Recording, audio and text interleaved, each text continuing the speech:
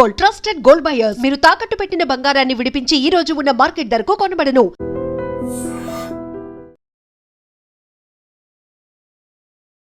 Welcome to ITM news. This is Pawan. So present నేనైతే ట్యాంక్ బండ్ దగ్గర ఉన్నాను. హైదరాబాద్లో మనం హైదరాబాద్ అనగానే మనకు గుర్తొచ్చేది ట్యాంక్ బండ్, గోల్కొండ, అసెంబ్లీ, చార్మినార్, ఇవే గుర్తొస్తుంటాయి. సో వీటిని పర్యాటక కేంద్రంగా కూడా చూసుకోవచ్చు, అంటే టూరిస్ట్ స్పాట్ అని చెప్పుకోవచ్చు హైదరాబాద్కి. సో ఇలాంటి టూరిస్ట్ స్పాట్లో ఒకసారి పరిస్థితి మీరు ఒకసారి చూడండి ఏ విధంగా ఉందో. నిజంగా నేను గతంలో చూశాను, ఇంకా ఇంతకుముందు చూసినప్పుడైతే అసలు అది కనీసం చూడడానికి కూడా అంత ఆ స్మెల్ అదంతా చాలా దారుణంగా ఉండింది.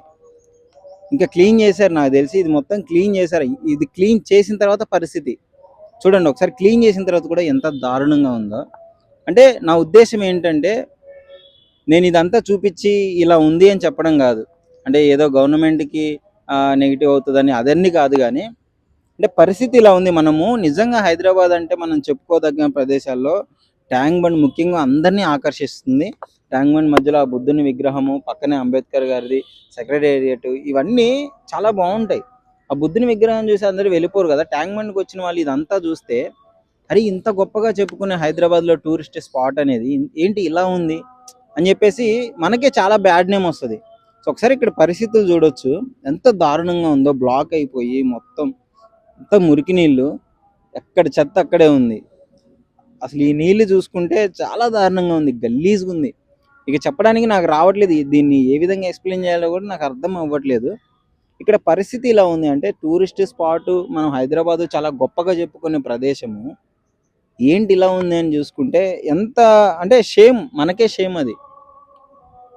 ఇలాంటి పరిస్థితి ఉన్నప్పుడు నిజంగా చెప్పుకోలేం మనం. ఎవరినన్నా సపోజ్ ఏంటిది చాలా టూరిస్ట్ స్పాట్గా పెట్టుకుని ఎంత మంచిగా అందరూ వస్తారు, ఇలాంటి పరిస్థితి ఏడుంది, క్లీన్ చేసుకోరా అంటే మనల్ని క్వశ్చన్. మీకు ఇంకో విషయం చెప్పాలంటే, చాలా సోషల్ మీడియాలో విపరీతంగా వైరల్ అవుతుంది కదా, నదులని మనం తల్లితో పోలుస్తాము, గంగమ్మ తల్లి అని చెప్పేసి.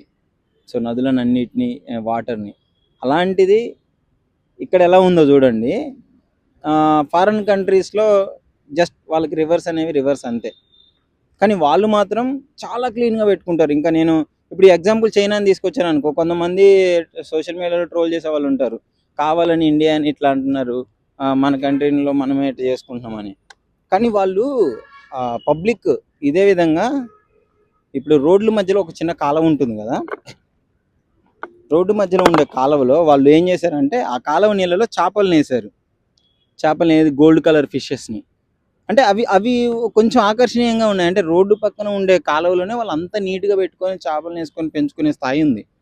ఈ నీళ్ళల్లో మనం పెంచుకోగలమా ఒక్కసారి ఆలోచించండి. అంటే ఇది మన తప్పులు మనం సరిదిద్దుకోవడానికి చెప్తున్నది, ఎత్తి చూపుకోవడానికి కాదు. ఇది మీకు చెప్పాలనే చేస్తున్నాను. ఆల్రెడీ చాలా వాటికి మన హైదరాబాద్ ఏం చేస్తున్నారంటే చెరువులను పునరుద్ధీకరించి ఆక్రమణకు గురైన చెరువులను బయటికి తీస్తున్నారు కదా. అదేవిధంగా కొంచెం ఈ మూసీ నది ప్రక్షాళన కూడా ఇంతకుముందు వచ్చింది, క్లీన్ చేస్తున్నాము అది ఇది అని చెప్పేసి. బట్ ఇది కూడా కొంచెం పరిగణలోకి తీసుకొని హైడ్రాకి రిక్వెస్ట్ ఏంటంటే, ఇప్పుడు క్లీన్ చేశారు కాదనట్లే, బట్ ఇది ఇంకా అలానే ఉంది. మీకు క్లియర్గా చూపిస్తున్నాను కదా వీడియో ప్రూఫ్తో. మొత్తం ప్రాపర్గా క్లీన్ చేయాలి. ఇది ఒక్క రోజులో అయ్యే పని కాదు. బట్ మనకు కూడా చెత్త చెదర అంతా ఇది వాడుకొని కాలువలో పడేస్తున్నారు. ఇది ఇట్లా అయిపోతుంది. ఇదంతా ఎక్కడి నుంచి వస్తుంది? మనం పడేసిన చెత్త ఇది. అట్లీస్ట్ మనకు ఆ రెస్పాన్సిబిలిటీ ఉండాలి కదా, క్లీన్ చేసుకోవాలన్న రెస్పాన్సిబిలిటీ ఉండాలి కదా. సో ఇక్కడ చూడవచ్చు మొత్తం. మరి మీరు అనుకోవచ్చు, బ్రో మీరు ఏదో ట్యాంక్ బండ్ దరికెళ్ళి ఈ విధంగా చేస్తున్నారు, మధ్యలో చూపించవచ్చు కదా, మధ్యలో చాలా క్లీన్గా ఉంది కానీ. అంటే క్లీన్గా ఉన్నట్టు చూపించడం వేరు, క్లీన్గా ఉండడం వేరు. దానికి మీకు తేడా తెలుసుకోండి ఒకసారి. సో ఇది పరిస్థితి ఇక్కడ ఇలా ఉంది. అంటే ఎంత దారుణంగా ఉందో నేను క్లియర్గా ఒకసారి మీకు కనిపిస్తుంది కదా, ఎంత చండాలంగా ఉంది ఇది ప్లేస్ అంతా. ఒక్క క్లియర్గా అనుకొని మొత్తం క్లీన్ చేసుకుంటే చాలా నీట్గా ఉంచుకోవచ్చు మొత్తం. అసలు ఎంత దారుణంగా ఉందో పరిస్థితి మీకు చూపిస్తా, మిడిల్లో కూడా చూపిస్తా. టూరిస్ట్ స్పాట్లో అంటే మెయిన్ ఇక్కడ ఉండరు కదా జనాలు, ఎటో దరికెళ్ళి చూపిస్తున్నాం అనుకోవచ్చు మీరు. నేను చూపిస్తా ఒకసారి ట్యాంక్ బండ్ దగ్గరికి వెళ్ళి కూడా మిడిల్లో ఎలా ఉందో అక్కడికి వెళ్ళి చూపిస్తారండి ఒకసారి. సో ఇప్పుడు ఇది ట్యాంక్ బండ్ కదా, నేను మెయిన్ రోడ్డు దగ్గర ఉన్నాను. ఒకసారి మీరు రోడ్డు కూడా చూసుకోండి. మళ్ళీ నేను ఏదో దరికి వచ్చి చెప్పట్లేదు మీకు. కదా. ఒక్కసారి ఇక్కడ ముందుకు వచ్చి చూడండి ఏ విధంగా ఉందో పరిస్థితి. నేను ఇందాకలంటే వెజ్లోకి వెళ్ళి చూసినా అని అనుకున్నారు కదా, చూడండి ఇది పరిస్థితి. ఎంతోమంది సాయంత్రం సరదాగా ట్యాంక్ బండ్ కదా, టూరిస్ట్ స్పాట్ కదా అని వస్తారు. పైకి ఆ విధంగా ఉన్నా కానీ లోపల మాత్రం ఏ విధంగా ఉందో చూడండి. సో చూడండి, ఇప్పుడు నేను మాట్లాడుతూనే ఉన్నాను, అక్కడ చెత్త పడేసి వెళ్ళిపోతున్నారు. అక్కడ సైడ్ నేను మాట్లాడుతున్నాను, అక్కడ చెత్త పడేసి వెళ్ళిపోతున్నారు. రోడ్ల మీద బండ్లు వస్తున్నాయి, ఓ 4-5 మూటలు తెచ్చుకుంటున్నారు, పడేస్తున్నారు, వెళ్ళిపోతున్నారు. Zero civic sense. ఇట్లా ఉంటుంది పరిస్థితి. ఏదన్నా అంటే గవర్నమెంట్ని యాంటీగా మాట్లాడతారు, కానీ లిటరలీ చెప్పాలంటే తప్పు మందే. మన జనాలే మొత్తం చెత్త అంతా పడేయడము, ఇక్కడ వేసుకోవడము.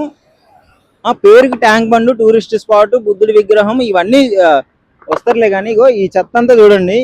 ఈ అంతా కొట్టుకొని వచ్చే చెత్త కాదు, ఇది బత్తలలో తీసుకొచ్చి ఇక్కడ పడేసి వెళ్ళిపోతున్నారు. మొత్తం ఎంత దారుణమైన పరిస్థితి చూడండి ఒకసారి. బత్తలలో తీసుకొచ్చి వెళ్ళిపోతున్నారు. మళ్ళీ వీళ్ళే స్టేటస్లు పెడతారు, ఇండియా క్లీన్గా లేదు, అది లేదు, ఇది లేదు అని చెప్పేసి. ఈ చెత్త పడేసి ఎవరైతే ఈ చెత్త పడేసారో వాళ్ళే మళ్ళీ స్టేటస్లు పెట్టుకొని క్లీన్గా ఉండట్లేదు, అది ఇది అని అంటారు. ఇంకో ముఖ్యమైన విషయం చెప్పాలంటే, రీసెంట్గా జర్మీ వేడ్ అని ఒక సైంటిస్ట్, రివర్ మాన్స్టర్ అని చెప్పేసి ఆయన టీవీ షోస్ చేస్తుంటారు. నదులు, ప్రపంచంలో ఉన్న నదులన్నీ తిరిగి ఆ నదిలో ఉన్న చేపలపై రీసెర్చ్ చేసుకుంటూ మనకు చూపించుకుంటూ ఆ ఎన్విరాన్మెంట్ చేసి పెడతారు. అంటే ఆయన షో ఒకటి వచ్చిందంటే ఆల్మోస్ట్ చాలా దేశాలు చూడడానికి ఇంట్రెస్ట్ చూపిస్తాయి.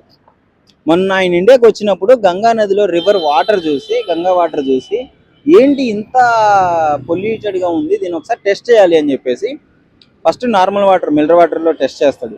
చేసిన తర్వాత ఈ గంగా నది వాటర్ ఏవైతే ఉన్నాయో తీసుకొని చేస్తే అది ఉండాల్సిన WHO ఉన్న లిమిట్కి ఉండాల్సిన కంటే దాదాపు చాలా రేట్లు ఎక్కువగా ఉంది. అది 82,000 ఎంతో ఉంది. నార్మల్గా 0 ఉండాలి. 0 ఉంటే మనం తాగడానికి పనికొస్తాయి. ఒక 500 బిలో ఉంటే అవి బాతింగ్కి, ఇంట్లో జనరల్ యూజెస్కి పనికొస్తాయి. అలాంటిది ఆ బ్యాక్టీరియా ఫోలికోమ్ క్లోరోఫామ్ అది ఉంటుంది. ఆ బ్యాక్టీరియా హ్యూమన్ వేస్ట్ ఆయన డైరెక్ట్గా ఓపెన్గా చెప్పేశాడు, మొత్తం హ్యూమన్ వేస్ట్ నిండుంది గంగా నదిలో అని. గంగా నదిలో పాపం చేసిన వాళ్ళు పుణ్యం కోసం దిగి స్నానం చేసి వాళ్ళ పాపాలను పోగొట్టుకోవడానికి అని చెప్పేసి గంగా నదిలో ఎంత గంగమ్మ తల్లిలాగా పూజ చేస్తారు కదా, అలాంటి నదిలో ఈయన వచ్చి ఆ టెస్ట్ చేసి నిజంగా షేమ్ అది. మన ఇండియన్స్ అందరికీ షేమ్ అది. చూపించి ఎంత బ్యాక్టీరియా ఉందని క్లియర్గా చూపించి అలానే కనీసం అందులో దిగడానికి కూడా ఆయన ఇష్టపడలేదు. మీరు ఆయన ఎంత రివర్ మాన్స్టర్ ఇంతకుముందు ఎపిసోడ్లు చూస్తే నీళ్ళలో దిగి చేపలను పట్టుకొని ఆ నీళ్ళల్లోనే ఉండుంటాడు. ఆయన గంగా నదిని చూసి కనీసం దిగలేదంటే అది మీరు అర్థం చేసుకోండి ఎలాంటి పరిస్థితుల్లో మనం నదులని మనం ఈ విధంగా చూసుకుంటున్నామో. మనం అంటే దేవతలుగా పూజించి అమ్మ తల్లిగా భావించే నదులని మనం ఈ విధంగా కలుషితం చేస్తున్నాం. ఇది నది కాదు కదా, దీని గురించి ఎందుకు చెప్తున్నాం అంటే చెప్తున్నా మన ఎంత ఉందో అని చెప్పేసి, ఏ విధంగా చేస్తున్నారు అని చెప్పేసి వచ్చి ఇక్కడ చెత్తపడేసి వెళ్ళిపోతున్నారు కదా. సో ఇప్పటికైనా కొంచెం హైడ్రా కూడా స్పందించి ఈ ఉన్న దీన్ని కూడా క్లీన్ చేసి దీన్ని కట్టుదిట్టమైన ప్రోగ్రామ్ చేసి ఎవరు ఇక్కడ చెత్తపడేయకుండా చూసుకోవాల్సిందిగా కోరుకుంటున్నాను.